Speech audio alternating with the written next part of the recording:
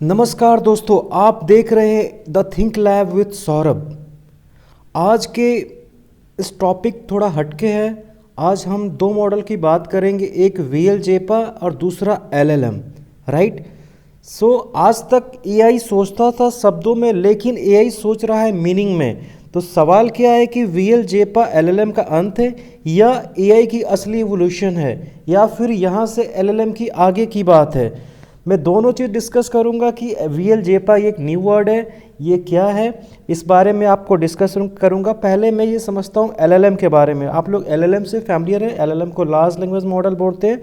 तो आज के AI मॉडल हैं, जैसे ChatGPT है, GPT-4 हो गया, जेमिनी, ये सब LLM है।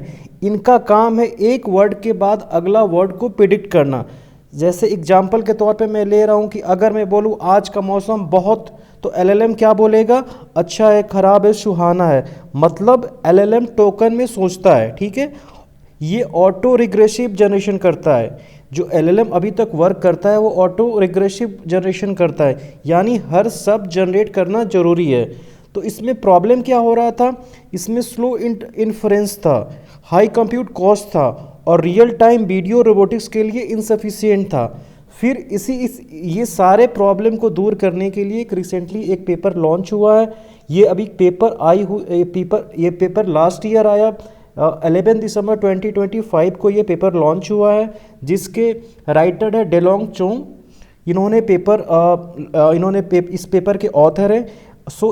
इस पेपर में इन्होंने एक मॉडल प्रपोज किया, VLJPA, right, joint embedding predictive architecture for vision language. VLJPA क्या है? VLJPA एक बिल्कुल अलग फिलॉसफी पे काम करता है। इस पेपर के अनुसार VLJPA वर्ड जनरेट नहीं करता है, बल्कि मीनिंग ऑफ एम्बेडिंग प्रिडिक्ट करता है। यानी don't predict the word, predict the sentimentics, right, predict the semantics, right.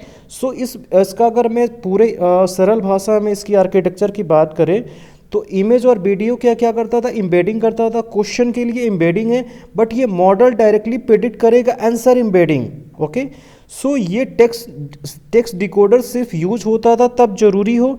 यही वजह से यह 50% कम पैरामीटर, फास्ट इन्फरेंस और रियल टाइम वीडियो अंडरस्टैंडिंग के लिए पॉसिबल है। अब हम कंपेयर करते हैं कि हमारा VLJPA और LLM में क्या कंपेरिजन है। ठीक है। हम डिफरेंट एक्सपेक्ट पे बात करेंगे। पहला एक्सपेक्ट लेते हैं कि थिंकिंग स्टाइल। हमने डिस्कस किया already, LLM word by word think करता है, राइट। अगले एक वर्ड के बाद अगला वर्ड को प्रिडिक्ट करता है। VLJPA जो है ये मीनिंग के लेवल पे थिंकिंग स्टाइल करता है, यानी ये पूरे वर्ड्स का मीनिंग को समझता है। ठीक है। और इसका जनरेशन स्टाइल क्या था LLM का जो जनरेशन स्टाइल है ऑटो रिग्रेसिव है, बट ये VLJPA का ऑटो रिग्रेसिव नहीं है। और स्पीड की बात करें तो LLM ये स्लोअर है और ये VLJPA मच फास्टर है।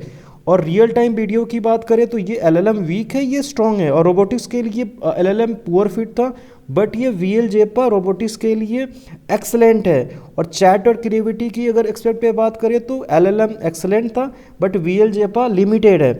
अब हम बात करते हैं कि VLJPA इतना पावरफुल क्यों है, राइट। इसके तीन बड़े रीज़न है। इस पेपर मैंने पूरे पेपर पढ़ने के बाद मैंने तीन रीज़न कंक्लूड किए। पहला रीज़न है embedding space learning.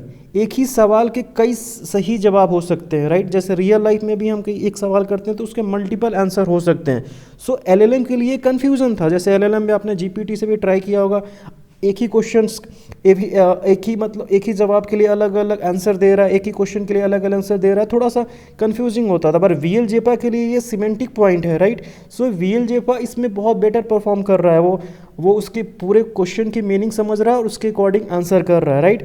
Embedding space learning first reason है VLJPA को पॉपुलरिटी के लिए। दूसरा है सेलेक्टिव डिकोडिंग।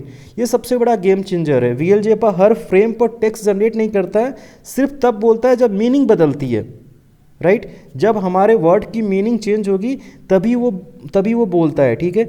तो इसमें क्या होता है, हमारा सबसे पहले क्या होगा कि डिकोडिंग कॉस्ट कम हो जाएगा। ठीक है। इसमें परफॉर्मेंस क्या रहेगा? सेम रहेगा। अब हम तीसरी सबसे बड़ी बात करते हैं, जो आज ह्यूमनॉइड रोबोट की बात हो रही है, ऑटोनोमस व्हीकल की बात हो रही है, डिफरेंट एजेंट की बात हो रही है। ये रोबोटिक्स और वर्ल्ड मॉडल के लिए सबसे बेस्ट है। यानी VLJPA GPT, जेमिनी जैसे मॉडलों से भी बहुत बेहतर है। वर्ड प्रेडिक्शन बेंचमार्क पे ये काफ़ी बेहतर परफॉर्मेंस दे रहा है। तो हम बात करते हैं क्या इस ये वी एल जेपा आने के बाद एल एल एम खत्म हो जाएगा? सो क्लियर आंसर है नहीं। फिर ये इसकी हाइप क्यों बनी हुई है? V L L M and V L जेपा कंपटीटर नहीं है, बल्कि ये डिफरेंट जॉब्स के लिए बने हुए हैं। और सही बात है, एल एल एम क्या है कि लैंग्वेज ब्रेन है, जबकि वी एल जेपा क्या है, ये एक perception and world model brain है, राइट। सो हमारा जो एआई का फ्यूचर होने वाला है, मुझे जो लग रहा है जो आने वाले टाइम पे जो एआई का फ्यूचर होने वाला है वो होने वाला एलएलएम प्लस जेपा। एलएलएम होगा हमारा रीजनिंग एंड लैंग्वेज के लिए, जेपा होगा perception, action and world understanding के लिए। ये बिल्कुल वीएल जेपा बिल्कुल परफेक्ट है, राइट।